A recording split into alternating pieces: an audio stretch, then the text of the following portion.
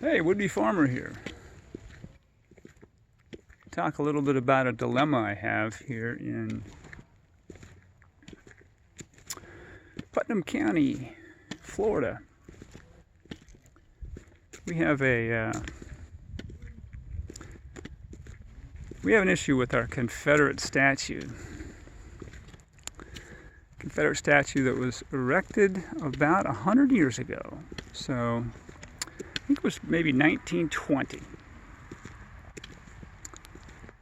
And it might have been 1924, but anyway, it was in that time frame.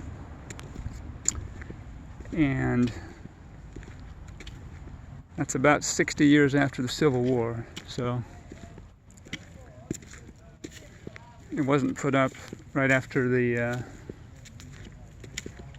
warriors died to commemorate them. In fact, there's no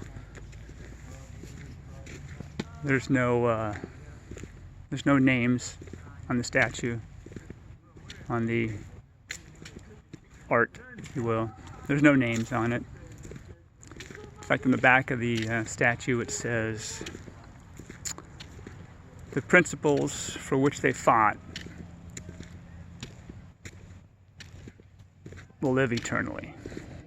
The principles for which they fought will live eternally. So that's states' rights. States' rights to enslave other people. States' rights to treat people like crap. To rape, to have them as property, chattel slavery. States' rights to do what the state wants to do. Okay. I've worked as an activist there. I have videoed the statue. I've put that out there.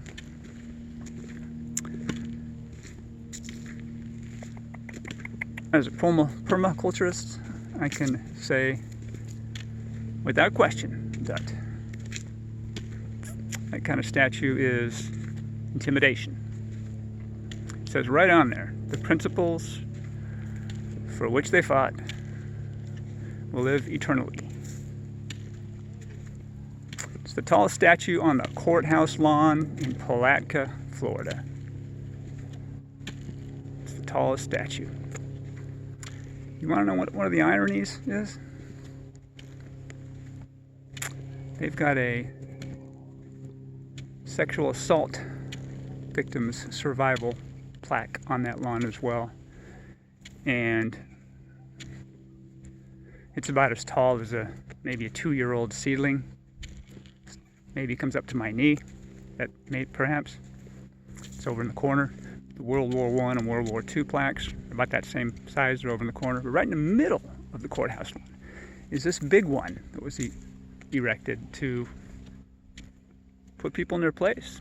Put certain people in their place. Okay. Well, that's got to come down. That's got to go. We're trying to get the county to move it. We're trying to get them to move it to the cemetery. So that's what I am dealing with here in Putnam County, trying to teach permaculture.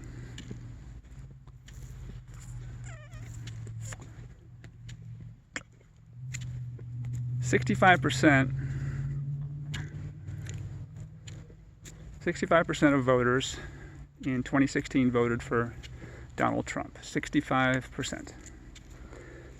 That went up to 70%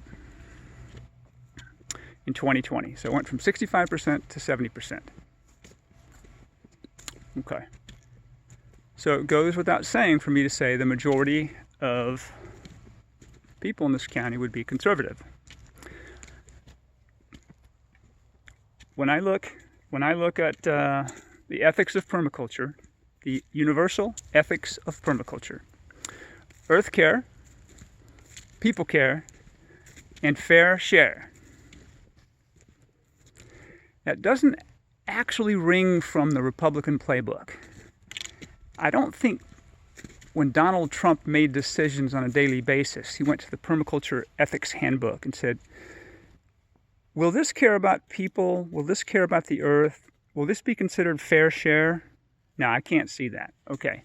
So that's what I have going against me here when I teach permaculture.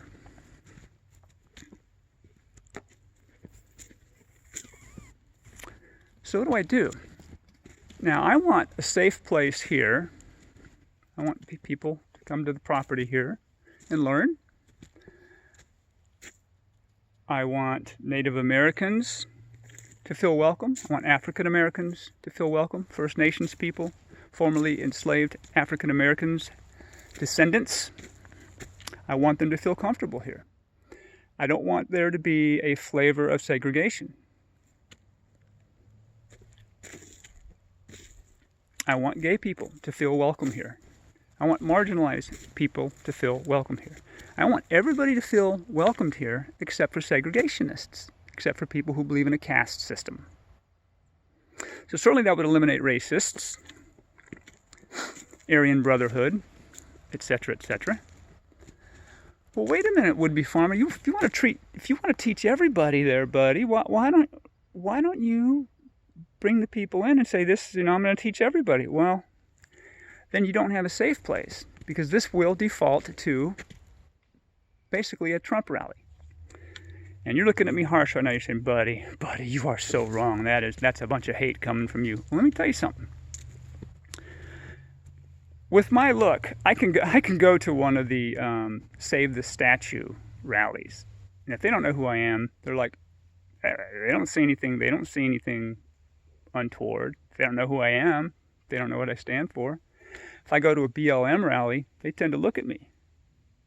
Who's that guy? And then I talk to them, and they're like, oh, okay, cool. All right, right on, man. Because of how I look, right? Okay.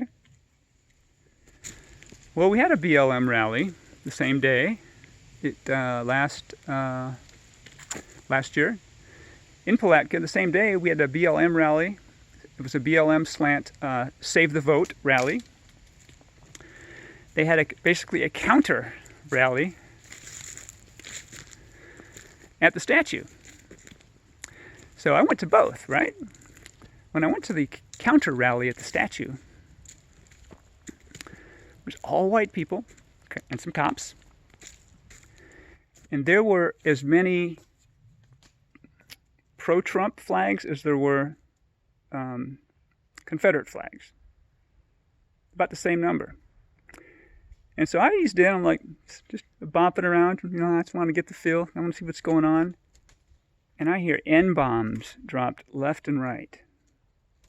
And so I look over and I'm like, and who is it? A couple of locals and a police officer. Now, what I'd like from my peace officers and police officers, and I've had two in my family, what I would like from them to do would be to say, guys, I support your right to have this peaceful demonstration. That language does not fly with me or anybody else in this department. But that's not what I heard. That's not what I heard. So there's the institutional racism going on there. And the speakers at the Save the Statue rally, this wasn't peaceful. This wasn't unity. This wasn't love. This was fear. This was fear. Fear-based. And as a permaculturalist, one who wants to grow permaculture, one who wants people care, earth care, fair share, I don't want to live in fear.